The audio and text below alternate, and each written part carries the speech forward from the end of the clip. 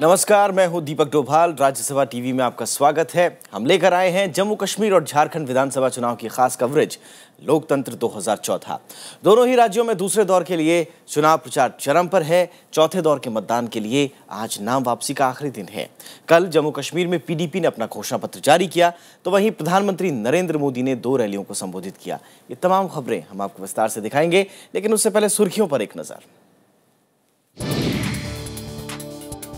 चौथे चरण के लिए नाम वापसी की अंतिम तारीख आज। झारखंड की 15 और जम्मू कश्मीर की 18 सीटों के लिए डाले जाएंगे वोट। 14 दिसंबर को होगा मतदान। झारखंड की छतरपुर और गढ़वा विधानसभा के 3 मतदान केंद्रों पर दोबारा डाले जाएंगे वोट। 2 दिसंबर को होगी वोटिंग। जम्मू कश्मीर में प्रधानमंत्री नरेंद्र मोदी की 2 रैलियां। पिछली सरकारों पर लगाया जनता की अनदेखी का आरोप। और जम्मू कश्मीर में पीडीपी के घोषणा पत्र में स्वशासन, विकास और आतंकवाद को खत्म करने का वादा। पार्टी ने अनुच्छेद 370 को बताया जरूरी। और झारखंड और जम्मू कश्मीर विधानसभा चुनाव के चौथे चरण के लिए नाम वापस लेने की आज अंतिम तारीख है। चौथे चरण में झारखंड की 15 सीटों और जम्मू कश्मीर की 18 सीटों के लिए वोट डाले जाने हैं। इस चरण का मतदान 14 दिसंबर को होगा। और अब दोनों ही राज्यों में चुनावी खबरों को तफसील से देखते हैं। शुरुआत करेंगे जम्मू कश्मीर से।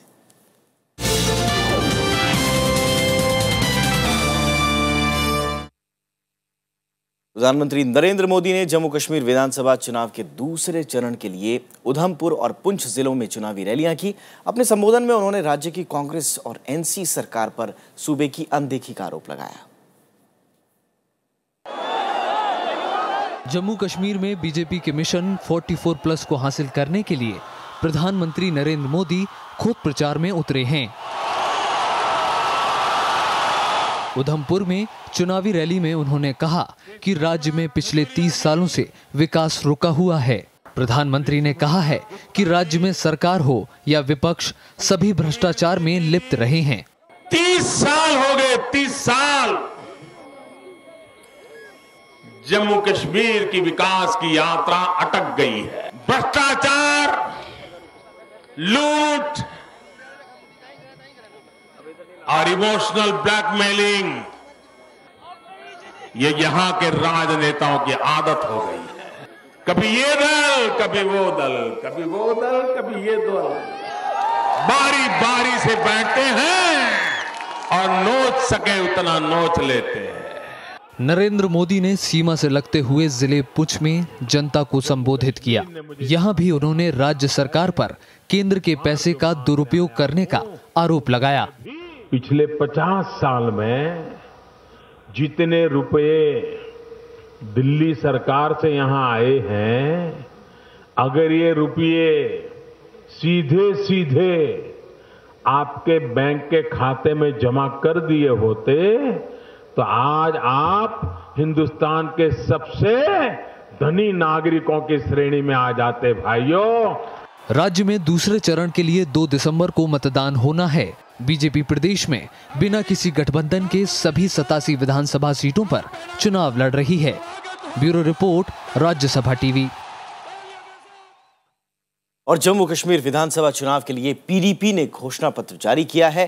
पार्टी ने स्वशासन और विकास के साथ आतंकवाद को खत्म करने का वादा किया है। घोषणा पत्र में पीडीपी ने स्वशासन पर जोर दिया है, जैसा हमने आपको बताया। साथ ही साथ अर्थव्यवस्था को पटरी पर लाने का भी वादा किया है। देखते हैं ये खास रिपोर्ट।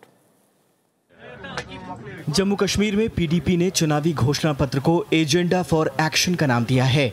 पार्टी ने 5 अहम एजेंडों पर फोकस किया है। इसमें राजनीतिक ढांचे को बदलते हुए स्वशासन लाना, अर्थव्यवस्था का पुनर्निर्माण और पुनर्वास, प्रभावी शासन, शांति और भाईचारे का वातावरण और युवाओं को सुअवसर देना शामिल है। पार्टी ने इसके अलावा अनुच्छेद 370 को भी काफी तरजीह दी है। पार्टी के मुताबिक राज्य के विकास लेकर बाशिंदों के व्यक्तिगत विकास के लिए अनुच्छेद 370 जरूरी है। पार्टी ने क्रॉस एलओसी व्यापार को नए आयाम तक ले जाने का भी वादा किया है। पार्टी ने ग्रामीण इलाकों तक विकास पहुंचाने का भी दावा किया। इससे पहले चुनाव आयोग की सलाह पर सोमवार को पार्टी ने चुनाव घोषणा पत्र जारी नहीं किया था। आयोग का कहना था कि मतदान से 48 घंटे पहले ही कोई पार्टी अपना घोषणा पत्र जारी कर सकती है। Bureau report, Rajya Sabha TV.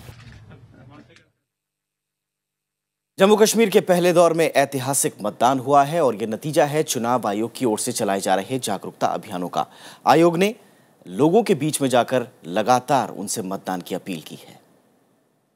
Jammu Kashmir में चुनाव की घोषणा होते ही चुनाव आयोग ने भी कमर कस ली थी। सभी 22 जिलों में जागरूकता अभियान की शुरुआत हुई। नतीजा, जबरदस्त ठंड और अलगाववादियों के बहिष्कार की परवाह किए बगैर 70% से ज्यादा लोगों ने मतदान किया। इनमें सोनावारी विधानसभा क्षेत्र में सबसे ज्यादा 80% मतदान हुआ, जो कभी आतंकवादियों का गढ़ था।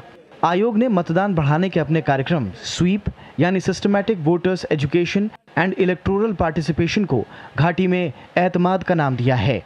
कार्यक्रम के तहत आयोग के कर्मचारी लोगों को चुनाव की अहमियत बता रहे हैं। इसके तहत रैली, चौपाल, नुक्कड़ नाटक के साथ कई माध्यमों के जरिए लोगों से सीधे जुड़ने की कोशिश की जा रही है। युवाओं के लिए बाइक और कार रैली भी जागरूकता अभियान का एक हिस्सा बन गया है। सूबे के मुख्य चुनाव अधिकारी की देखरेख में ये पूरा कार्यक्रम चल रहा है। इस जागरूकता अभियान से बाकी बचे चरणों में ज्यादा से ज्यादा मतदान होने की उम्मीद की जा रही है। Bureau report, Rajya Sabha TV.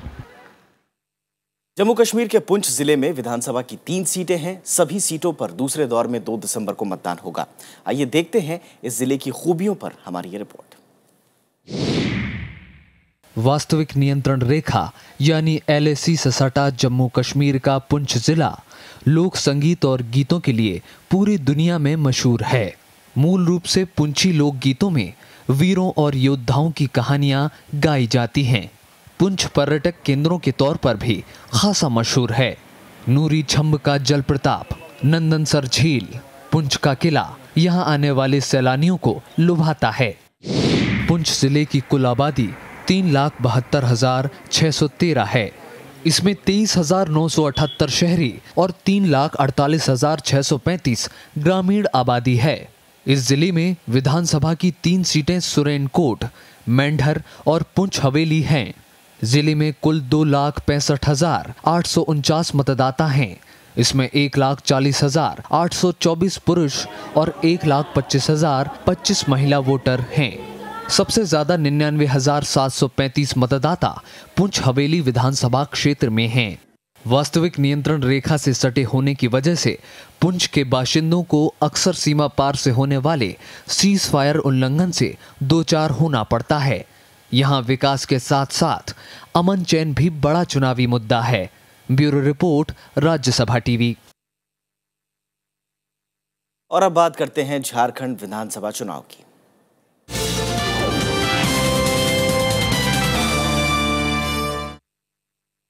चुनाव आयोग ने छतरपुर विधानसभा क्षेत्र के 2 मतदान केंद्रों और गढ़वा के 1 मतदान केंद्र पर 2 दिसंबर को पुनर्मतदान करवाने का आदेश दिया है। आयोग के आदेश में कहा गया है कि छतरपुर के मतदान केंद्र 191 और 192 पर और गढ़वा के मतदान केंद्र 86 पर सुबह 7 बजे से लेकर दोपहर 3 बजे तक मतदान कराया जाएगा।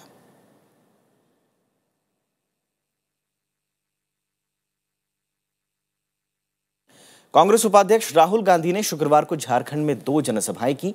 इसमें उन्होंने केंद्र सरकार पर जनता के पैसे के दुरुपयोग का आरोप लगाया। राहुल गांधी ने 10 साल के यूपीए कार्यकाल की उपलब्धियां भी गिनाई।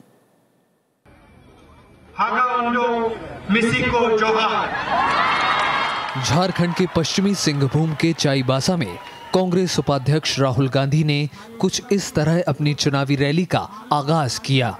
यहां उन्होंने प्रधानमंत्री नरेंद्र मोदी की आलोचना की और कहा कि वो अकेले देश चलाना चाहते हैं। वो चाहते हैं और वो सोचते हैं कि मैं अकेला इस देश को चलाऊं। उन्होंने केंद्र सरकार पर यूपीए की योजनाओं को बंद करने का आरोप लगाया। उन्होंने पार्टी के सत्ता में आने पर झारखंड के विकास का वादा किया। हम आपके विकास की बात करेंगे, प्रगति की बात करेंगे और मिलकर हम सब, एक व्यक्ति नहीं, हम सब झारखंड की जनता, झारखंड के युवा, झारखंड की महिलाएं, हम सब मिलकर झारखंड को बदलेंगे, झारखंड में विकास लाएंगे। राहुल गांधी इसके बाद पूर्वी सिंहभूम के जगन्नाथपुरम में लोगों के बीच पहुंचे। राज्य में 5 चरणों में हो रहे विधानसभा चुनाव के दूसरे दौर में 13 सीटों पर 2 दिसंबर को मतदान होगा। इसमें पश्चिमी सिंहभूम और पूर्वी सिंहभूम जिले की विधानसभा सीटें शामिल हैं। Bureau report, Rajya Sabha TV. और जैसे ही मतदान की तारीख नजर आ रही है, जो चुनाव आयोग है वो तमाम फेरबदल भी कर रहा है। चुनाव आयोग ने गढ़वा के डिप्टी कमिश्नर को हटाने का फैसला किया है। सुधांशु रंजन इनका नाम है और उनकी जगह लेबर कमिश्नर मनीष रंजन को नियुक्त किया गया है। गढ़वा की हम बात कर रहे हैं। हालांकि आयोग ने अपने आदेश में सुधांशु रंजन को हटाने का कोई खास कारण नहीं बताया।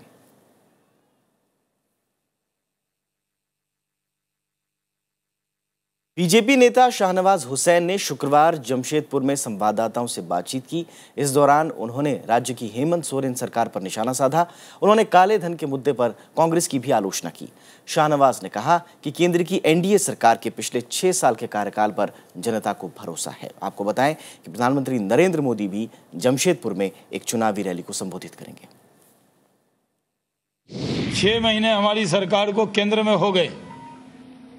6 महीने में जो सरकार का रुतबा बना है, 6 महीने में जो सरकार की प्रतिष्ठा बढ़ी है और 6 महीने में जो देश की प्रतिष्ठा बढ़ी है, उससे पूरे देश के लोग भारतीय जनता पार्टी से और ज्यादा अपेक्षा करते हैं। और इधर झारखंड के मुख्यमंत्री हेमंत सोरेन ने विधानसभा चुनाव में झारखंड मुक्ति मोर्चा की बम्पर जीत का दावा किया है। उन्होंने कहा कि राज्य में नरेंद्र मोदी की कोई लहर नहीं है और राज्य में भ्रष्टाचार के सारे मामले बीजेपी के ही कार्यकाल में शुरू हुए। उन्होंने बीजेपी के वंशवाद के आरोपों को भी सिरे से खारिज किया है। पहले अपने नेता नेतृत्व के बारे में तो जनता को बताए। 10 सालों तक, 14 वर्षों में 10 साल का हिस्सा इन्हीं के खाते में जाता है। एक भी उपलब्धि बता दे। घोटालों का तो अंबार है, भ्रष्टाचारों का तो अंबार है। एक भी उपलब्धि बता दे और हमारे 14 महीने के एक भी कार्यकाल में एक गलत निर्णय का आप प्रमाण दे। लोकतंत्र 2014 के आज के सफर में बस इतना ही। दीजिए पूरी टीम को इजाजत। नमस्कार।